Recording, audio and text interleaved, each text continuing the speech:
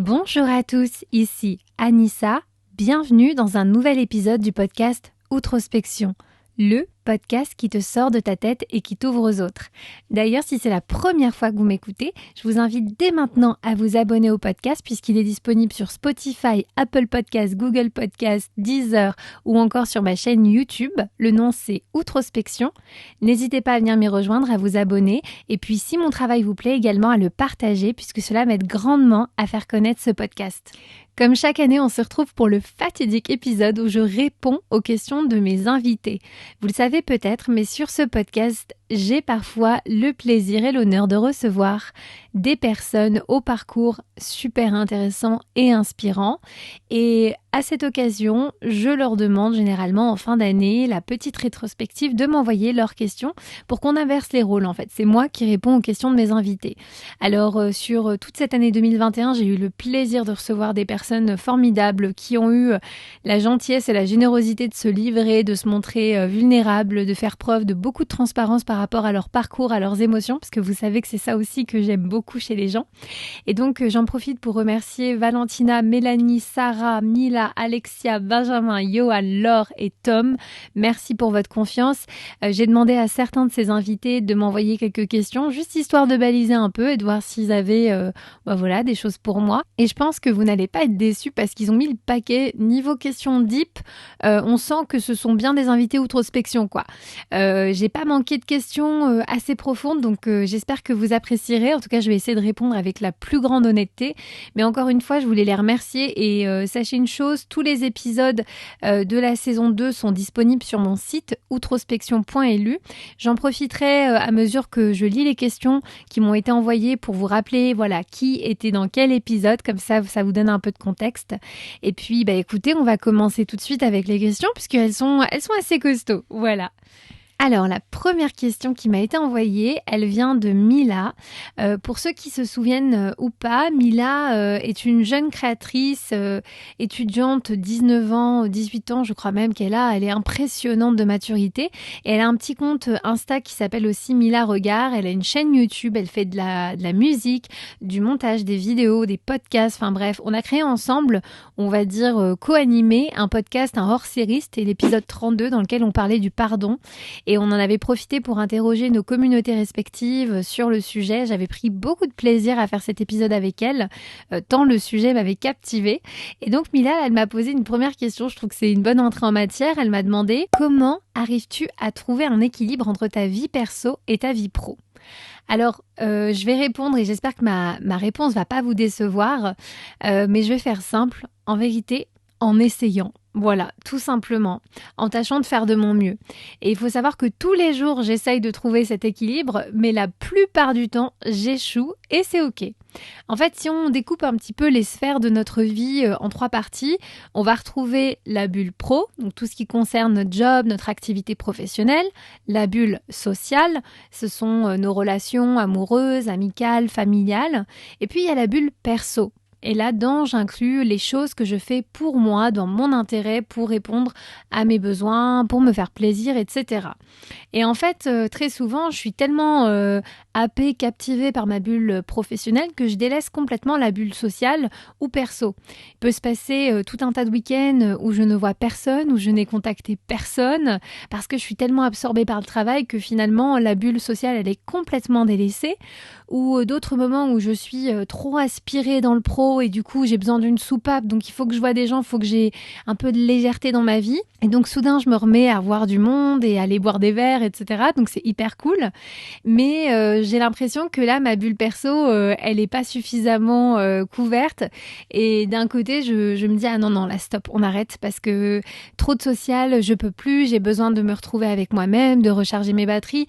Donc vous voyez en fait au final chaque jour je pense qu'on tente tous et toutes d'insuffler un peu de ces 3 bulles dans nos vies pour essayer ou tenter de vivre une existence équilibrée.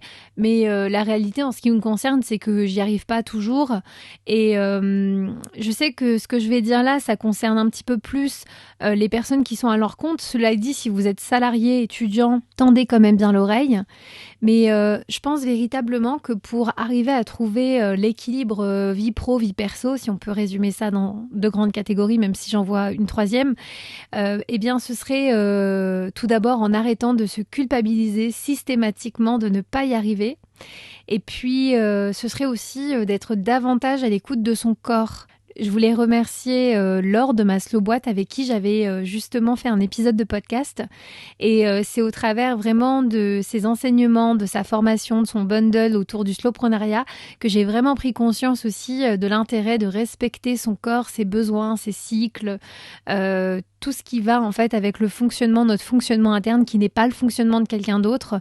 Et ça m'a vraiment ouvert les yeux. Donc voilà, il n'y a pas de secret. Je pense c'est essayer tous les jours du mieux qu'on peut et puis accepter qu'on n'y arrive certainement pas la plupart du temps, mais réessayer à chaque fois et être beaucoup à l'écoute de son corps, je pense.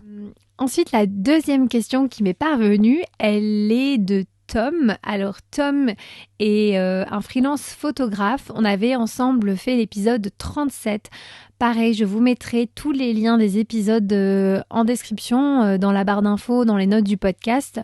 Alors j'avais pris énormément de plaisir à découvrir Tom, j'avais été touchée par sa sensibilité, puis quand on avait échangé, il m'avait dit en fait je suis un hypersensible et j'avais tout de suite vu grâce à lui comment dessiner les contours d'un épisode. On avait parlé d'hypersensibilité avec lui et le sujet c'était d'ailleurs pourquoi les hommes hypersensibles ne sont pas des mecs fragiles. Voilà, donc si vous l'avez pas écouté vraiment, let's go. Mais Tom, en fait, m'a posé une question et je trouve que ça lui va bien. Donc je vais y répondre parce qu'il m'a dit « Est-ce que tu es prête à être vraiment vulnérable ?» Du coup, let's go. Je vous lis sa question. Quel est le moment de ma vie qui a été le plus difficile pour moi et qu'est-ce que j'en ai tiré comme enseignement ? Et waouh, cette question là déjà de base, je sais pas si vous l'êtes déjà posée parce que nos vies sont jonchées de moments difficiles, de difficultés, de véritables épreuves. Mais c'est vrai que si je prends vraiment contextuellement quelque chose qui m'est arrivé récemment, je dirais la perte d'un parent, d'un membre de la famille, ça fait vraiment partie des épreuves qui ont été les plus douloureuses pour moi à gérer, où il m'a vraiment fallu un certain temps pour comprendre ce qui m'arrivait parce que quand vous êtes accablé par la peine, le chagrin, la tristesse, c'est difficile. Quand on perd quelqu'un, il y a évidemment la perte qui peut être subite, mais il y a aussi finalement l'absence. Et je pense que je suis toujours très émue sur ce sujet-là parce que c'est encore quelque chose dans lequel je navigue. Ça a été difficile, mais on va parler évidemment des enseignements. En tout cas, je voulais quand même soulever un point par rapport à ça. Quand il y a un décès dans une famille, dans un cercle proche, je pense que évidemment, c'est très compliqué de gérer ses émotions, mais c'est aussi très difficile de se prendre celles des autres. Moi, contrairement à ce qu'on pourrait penser, vu que j'en parle assez librement sur Outrospection, je viens pas du tout d'une famille où on parle de ses émotions, où on confie ses sentiments, etc. Bien au contraire. Du coup, quand c'est arrivé dans mon foyer, dans ma famille, c'était d'autant plus difficile parce que finalement, dans ces périodes-là, on voit les gens comme on les voit presque jamais en fait. On voit une part de ces gens qui étaient presque inconnus jusqu'ici et c'est trop bizarre en fait de voir cette vulnérabilité chez les autres, cette fragilité. Et je crois que finalement, quand on perd quelqu'un, c'est peut-être les moments où il y a le plus de vérité en fait dans l'amour, enfin je sais pas comment vous expliquer, mais j'ai le sentiment que c'est vraiment des émotions qui sont brutes en fait, qui sont pas masquées par autre chose. Et je crois que c'est quelque chose qui peut justement nous rapprocher les uns des autres parce que ça nous rappelle en fait qu'on n'est que des êtres humains et ça je trouve ça beau. Et justement en termes d'enseignement, je pense que le deuil et la mort, ça a été une épreuve, mais ça a été aussi un moment phare et une période riche d'enseignement. Je pense parmi toutes ces leçons, la première certainement une leçon d'humilité. Ça nous rappelle en fait finalement le caractère éphémère de nos vies, la fragilité des choses purement et simplement. En fait que nous ne sommes que des êtres humains et notre condition d'être humain, elle reste très incertaine. Et franchement, je vous avoue que des fois, ça m'arrive en fait de vraiment, genre j'ai un moment de lucidité, je fais quelque chose qui n'a rien à voir avec le danger, la mort ou quoi. Au contraire, je suis dans une activité hyper posée. Je veux dire, ça m'arrive, hein, parfois je regarde un film et puis je me dis, mais tu sais qu'un jour tu seras plus là. Tu sais qu'un jour tu vas disparaître. Et des fois, ça peut faire un peu peur, mais d'un autre côté, je crois que ça m'a aussi donné envie de vivre à fond. Et je sais, c'est hyper cliché de dire ça, mais véritablement, en fait, de me dire, comme je sais que je vais partir un jour, mais je ne sais juste pas quand, eh bien, je crois que j'ai vraiment envie de vivre et j'ai vraiment envie de vivre pleinement en étant alignée avec qui je suis, avec mes valeurs. Et je me dis simplement que je peux pas quitter ce monde sans avoir appris à connaître la personne que je suis vraiment, le vrai moi. Et donc, ça m'a appris forcément à dépasser mes peurs, à les transformer et en fait à m'en servir comme un tremplin pour réaliser mes rêves les plus fous et vivre vraiment une vie en adéquation avec moi. Donc voilà, j'espère avoir répondu à ta question, Tom. Troisième question qui nous vient de Laure de Maslow-Boîte avec qui j'avais réalisé l'épisode 36 où on parlait justement d'équilibre entre nos différentes vies.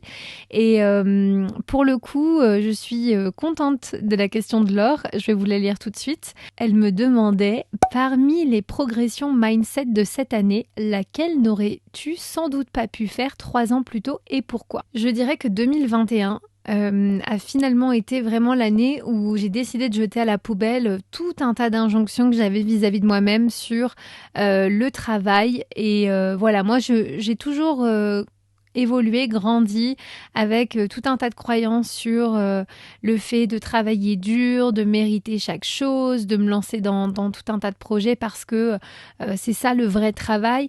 Et puis avec ça, j'avais aussi la vision du travail qui doit être un véritable labeur. Ça doit faire mal, ça doit piquer, ça doit être dur. Si t'es pas en train de souffrir, c'est que tu bosses pas assez. Enfin voilà, des trucs très culpabilisants par moment, même si je pense que l'intention de base était de me pousser et de me dépasser. Mais j'avais aussi un discours qui pouvait être toxique me concernant parce que j'avais cette croyance qu'il fallait faire beaucoup, qu'il fallait faire toujours plus.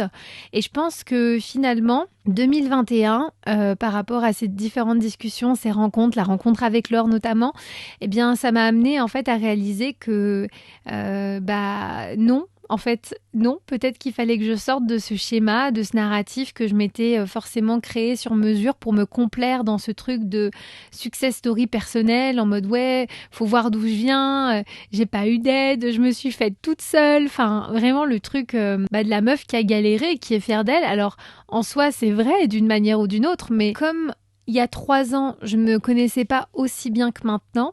Eh bien, il y a 3 ans, je n'aurais pas pu connecter cette idée qu'on peut travailler moins mais mieux, qu'on n'a pas besoin de toujours plus, qu'il faut être à l'écoute de son corps, etc.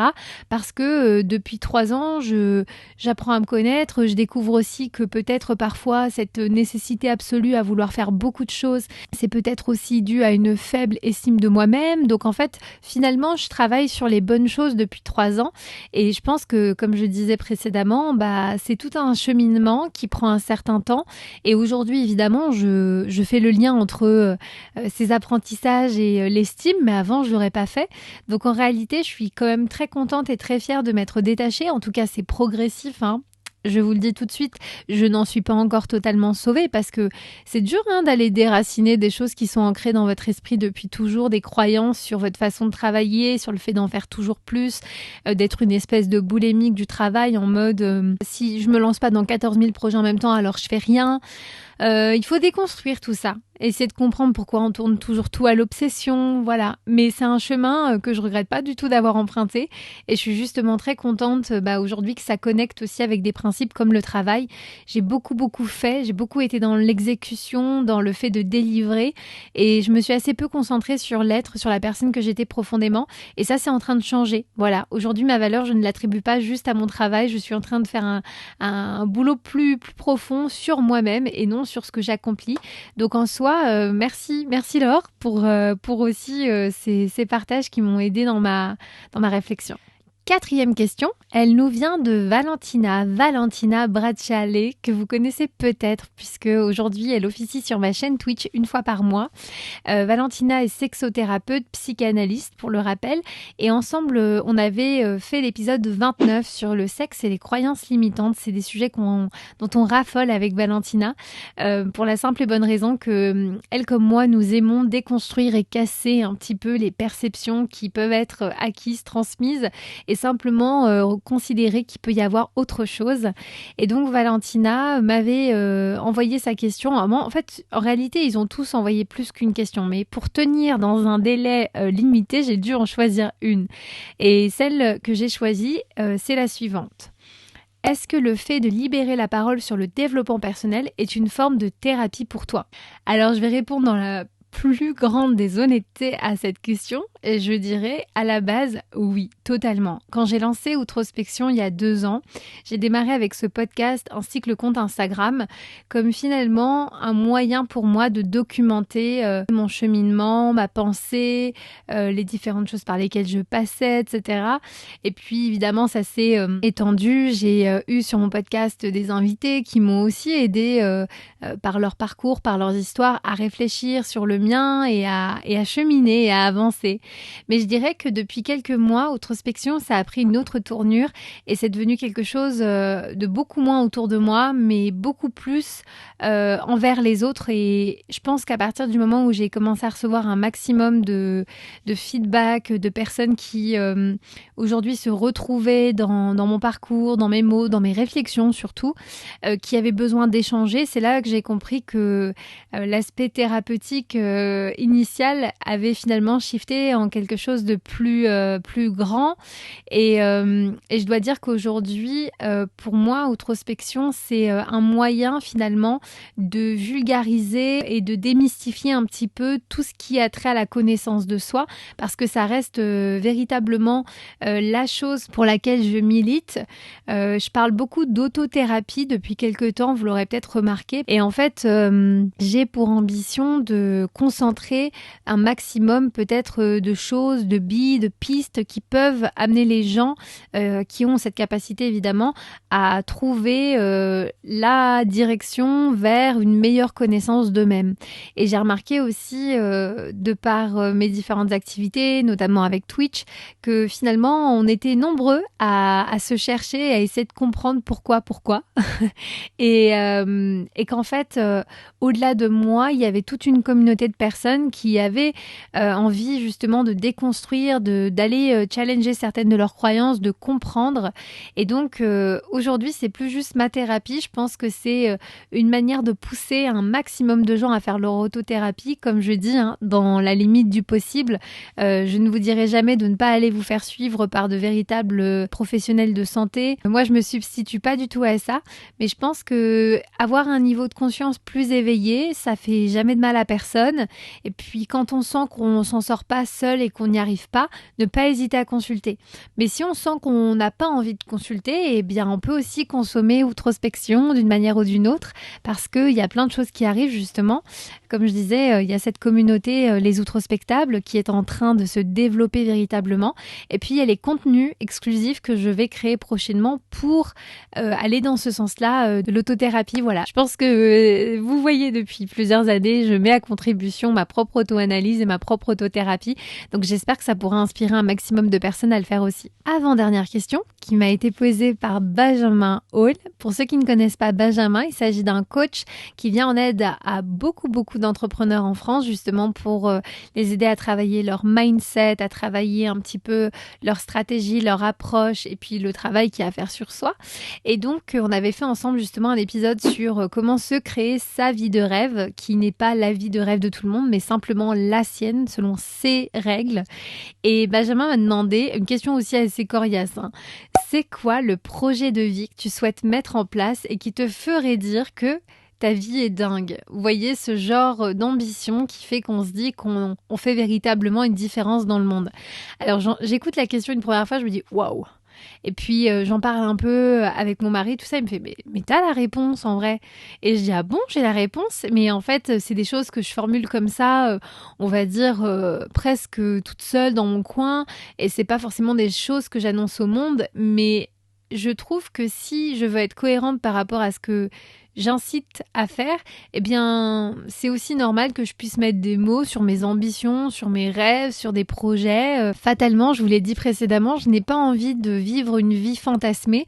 J'ai simplement envie de vivre ma vie, de mettre en place un maximum des choses qui me font vraiment kiffer et vibrer. Et donc, je pense que si je me visualise dans cette vie idéale, même si je vais tout faire pour l'atteindre, mais elle sera peut-être pas exactement comme ça, et je l'accepte, je suis ok avec ça. Je dirais que ce serait de voyager dans le monde, de faire des conférences qui pourraient impacter des millions de gens. Je suis une très grosse consommatrice des TED, TEDx et compagnie, et quand je vois l'impact qu'ils ont sur moi, alors qu'ils n'ont pas été écrits pour moi, eh bien je me dis que je rêverais d'être aussi une de ces créatrices de conférences qui derrière peut apporter des déclics à des personnes qui ne me connaissent pas. Et je pense, pourquoi pas, dans un futur lointain, écrire des bouquins, écrire des choses qui pourraient aussi apporter un certain savoir condensé. Après, d'un point de vue personnel, moi je pense que j'aspire à une existence relativement simple, même si je me vois plutôt dans une destination où il fait beau et bon toute l'année. C'est plus mon kiff, voilà. Mais je pense que, idéalement, ne pas devoir travailler pour vivre, avoir suffisamment d'argent pour subvenir à mes besoins, et aussi ne pas avoir de problème d'argent, parce que c'est ça fondamentalement la problématique. Mais que j'en sois à un point où je me dis, si je sors quelque chose, si je fais un projet, machin, eh bien je suis pas obsédée à l'idée que ça marche, ou je suis pas obsédée à l'idée que ça puisse me rapporter de l'argent, parce que aujourd'hui j'ai l'argent suffisant, et derrière tout ce que je crée c'est du bonus. Donc voilà, je suis dans cette aspiration vraiment complète. Et j'espère un jour pouvoir faire un point sur cet épisode et vous dire j'ai fait ça. J'ai peut-être pas fait tout ce que j'ai dit, mais j'ai fait une partie. En tout cas, j'espère que vous serez encore là pour m'écouter, me soutenir et voilà, finalement m'encourager dans ce chemin, parce que c'est pas forcément le plus simple, et que je suis très très très ambitieuse certainement. Mais comme j'ai toujours, c'est beaucoup d'ambition et peu de prétention, parce que je sais aussi, je vous en ai parlé tout à l'heure, ma condition, l'humilité, tout ce qui est nécessaire à avoir pour pouvoir bien vivre la réalisation de ces projets, parce que la vie nous met aussi des épreuves en chemin. Tout ne se passe pas toujours comme on l'a fantasmé dans sa tête, et c'est bien, il faut savoir accepter. Et puis on va terminer par la dernière question qui m'était posée par Sarah Métari. Donc Sarah Métari, j'en parle presque un épisode sur deux, vous allez finir par savoir vraiment qui elle est. On avait fait ensemble l'épisode 31 sur la vulnérabilité, et donc c'est une petite question qui permet d'ouvrir une porte vers 2022, puisqu'elle me dit que nous prépares-tu pour 2022 ? Et elle m'avait posé plein d'autres questions, et j'espère un jour avoir l'occasion de vous répondre directement. Mais peut-être que il se pourrait que pour 2022, je sois actuellement en train de travailler sur un produit, un projet qui est dans la continuité de mon travail actuel avec Outrospection, et qui me permettrait justement de réunir l'ensemble de mes compétences.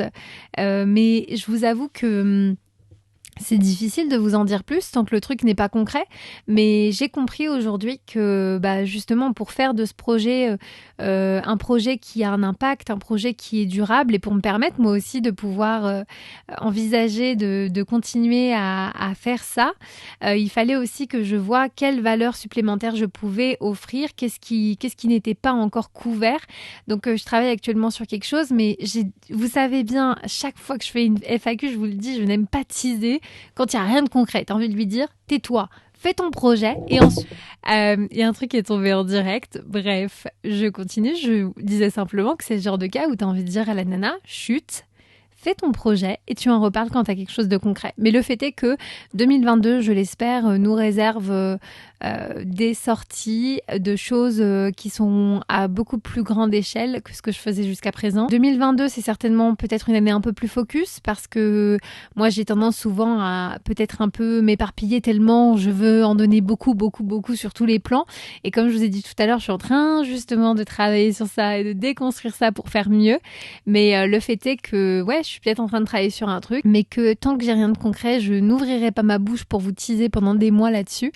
Mais après, voilà, je pense 2022, ça réserve aussi beaucoup plus de liberté, beaucoup plus de mouvement, voilà, sans en dire trop, parce que moi, j'ai toujours du mal à me visualiser dans 6 mois, dans 1 an, parce que voilà, à chaque fois, je vous le dis, mais est-ce que je serai encore vivante? Je ne le sais pas moi-même. La vie, c'est assez imprévisible et il faut être prêt à ça. Donc voilà, des projets, il y en a, de l'ambition, il y en a, de la passion et de l'énergie, il y en a toujours. En tout cas, sachez que tant que je suis à l'antenne, je suis au micro, je viens et j'essaye de donner toujours le meilleur de moi-même pour peut-être justement vous parler, vous motiver, vous donner des billes, des pistes, des déclics dans le meilleur des cas et vous accompagner à mon humble niveau peut-être vers une meilleure connaissance de vous-même. Encore une fois, je suis le sujet de mes propres recherches et je vous invite à devenir le sujet de vos propres recherches également parce qu'on est tous différents, on a des constructions qui sont différentes, des histoires différentes, mais c'est ça qui fait la richesse et l'intérêt de votre personne. Donc voilà, que vous dire à part vous souhaiter d'excellentes fêtes parce qu'on arrive en période noëlistique. J'espère en tout cas que vous passerez un bon moment avec vos proches, que vous serez bien entourés, que vous enverrez un maximum d'amour aux gens autour de vous, ceux que vous aimez moins aussi parce que finalement on en a toujours besoin. J'ai l'impression qu'on tombera jamais en rate d'amour. Voilà, plus d'amour, plus de tolérance, plus de paix, plus de sérénité, plus d'alignement. En vrai, je peux vous souhaiter un maximum de bons trucs, mais surtout plus de connaissance de soi. Et puis, nous, de toute façon, on va se retrouver de l'autre côté, normalement, si tout se passe bien. En 2022, on ouvrira la porte et Outrospection sera encore là. Je le souhaite, en tout cas. Je me le souhaite. J'espère, en tout cas, que vous aurez apprécié mes réponses aux questions de mes invités. Ils ont été géniaux, comme je l'ai dit.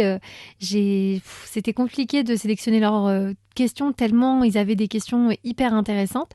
Mais d'ailleurs, si vous, en tant qu'auditeur, spectateur, si vous regardez la vidéo sur YouTube, si vous avez des questions auxquelles je n'ai pas répondu et que vous aimeriez que je vous réponde, n'hésitez pas à les mettre en commentaire sous cette vidéo si vous la regardez sur YouTube ou bien à m'écrire directement en MP via les réseaux, Twitch, Insta, tout ça, vous connaissez. C'est super intéressant d'avoir vos retours et j'en suis très, très, très reconnaissante. Alors, il me reste plus qu'à vous souhaiter un joyeux Noël, des bonnes fêtes de fin d'année, tout ça, et à prendre bien soin de vous. On se retrouve en 2022. Je vous fais des gros bisous et je vous dis à très vite. Ciao!